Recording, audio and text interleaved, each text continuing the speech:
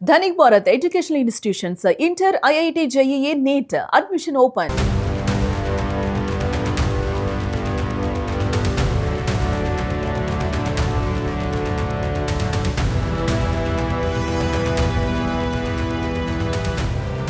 తెలంగాణ రాజకీయాల్లో ఇప్పుడు ఊహించని మలుపులు తిరుగుతున్నాయి. నిన్నటిదాకా ఒకరిపై ఒకరు విమర్శలు చేసుకున్న నేతలు ఇప్పుడు ఏకంగా రహస్య సర్వేల యుద్ధానికి తెరలేపారు. సీఎం రేవంత్ రెడ్డి సొంతంగా చేయించుకున్న సర్వే రిపోర్ట్ ఇప్పుడు రాష్ట్ర రాజకీయాల్లో చిచ్చురేపుతోందట. అయితే ప్రభుత్వం 2.5 ఏళ్ల పదవీ కాలం పూర్తి చేసుకుంటున్న తరుణంలో ప్రజాభిప్రాయం ఎలా ఉందో తెలుసుకోవడానికి కాంగ్రెస్ అధిష్టానం రేవంత్ రెడ్డి ఒక రహస్య సర్వే చేయించారట. అయితే ఆ సర్వేలో వచ్చినటువంటి ఫలితాలు చూసి హస్తం పార్టీకి మైండ్ బ్లాంక్ అయిందంటూ BRS working president KTR bomb పెంచారు. ఇప్పటికిప్పుడు ఎన్నికలు జరిగితే కాంగ్రెస్ పతనం ఖాయమని, బీఆర్ఎస్ ఏకంగా 78 సీట్లతో మళ్లీ అధికారంలోకి రాబోతోందని ఆ సర్వేలో తేలిందట. కేటీఆర్ బయటపెట్టిన ఈ సరికొత్త సర్వే లెక్కలు ఇప్పుడు తెలంగాణలో హాట్ టాపిక్ గా మారాయి. తెలంగాణలో రేవంత్ సర్కార్ 2.5 ఏళ్ల పాలనను పూర్తి చేసుకుంటోంది.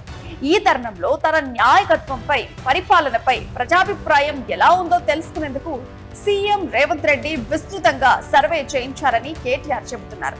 అయితే ఈ సర్వే రిపోర్ట్ కాంగ్రెస్ కు నిద్ర లేకుండా చేస్తోందట. కేటీఆర్ లీక్ చేసిన వివరాల ప్రకారం కాంగ్రెస్ ప్రభుత్వంపై జనాల్లో తీవ్ర వ్యతిరేకత వ్యక్తమైంది. కేవలం రేవంత్ రెడ్డి చేయించిన సర్వే మాత్రమే కాదు, 2 స్వతంత్ర మీడియా సంస్థలతో పాటు రాష్ట్ర ఇంటెలిజెన్స్ విభాగం ఇచ్చిన నివేదికల్లోనూ బీఆర్ఎస్ గ్రాఫ్ మాంతం పెరిగినట్లు తేలిందని కేటీఆర్ బాంబ్ పెంచారు. ఒకవేళ రాష్ట్రంలో గడువు కంటే ముందే ఎన్నికలొస్తే గులాబీ జెండా మళ్లీ ఎగరడం ఖాయమని, 78 స్థానాల్లో బీఆర్ఎస్ జయకేతనం వేస్తుందని ఆ నివేదికల సారాంశం అంటూ కేటీఆర్ జోస్యం చెప్పారు. అయితే ఈ సర్వే ఫలితాలు బయటకు వచ్చినప్పటి నుంచి సీఎం రేవంత్ రెడ్డిలో టెన్షన్ మొదలైందని కేటీఆర్ విమర్శిస్తున్నారు.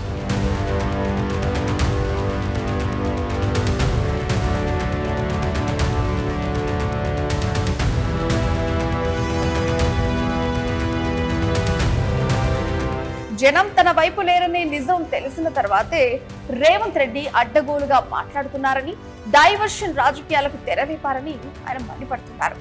పాలనలోని వైఫల్యాలను, ప్రజల్లో వస్తున్న వ్యతిరేకతను కప్పిపుచ్చుకోవడానికి రేవంత్ రెడ్డి లేనిపోని వివాదాలను రాజేస్తున్నారని కేటీఆర్ ఫైర్ అయ్యారు.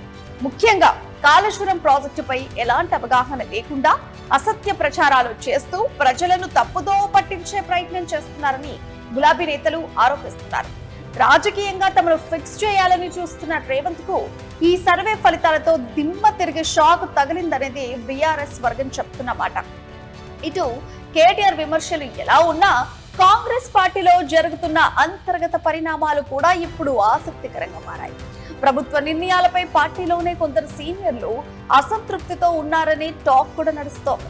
అంతర్గత రాజకీయాలు, సమన్వయ లోపం ప్రభుత్వానికి పెద్ద మైనస్ గా మారుతున్నాయి. మరోవైపు కేంద్రంలో అధికారంలో ఉన్న బీజేపీ తెలంగాణను ఎలాగైనా కైవసం చేసుకోవాలని స్పెషల్ ఫోకస్ పెట్టింది. ఇటు బీఆర్ఎస్, బీజేపీలు 2 వైపుల నుంచి ముట్టడి చేస్తుండటంతో కాంగ్రెస్ రక్షణలో పడింది.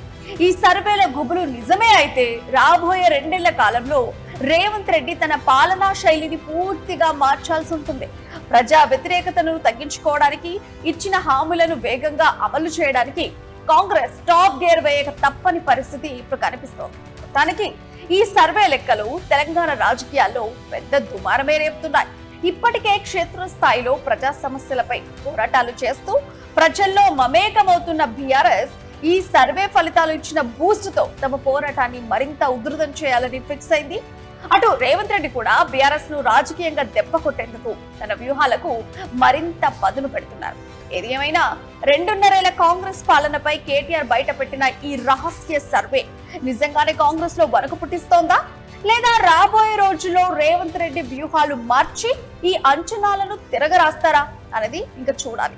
తెలంగాణ పాలిటిక్స్ లో రాబోయే రోజులు మరింత హాట్ గా మారనున్నాయనడంలో ఎలాంటి సందేహం అయితే లేదు. మరి తెలంగాణలో ఇప్పటికిప్పుడు ఎన్నికలు జరిగితే కాంగ్రెస్ మళ్ళీ అధికారాన్ని నిలబెట్టుకుంటుందా? కేటీఆర్ చెప్పినట్లు బీఆర్ఎస్ అధికారంలోకి వస్తుందా? బీజేపీకి ఎన్ని సీట్లు వస్తాయో మీరు కామెంట్ చేయండి.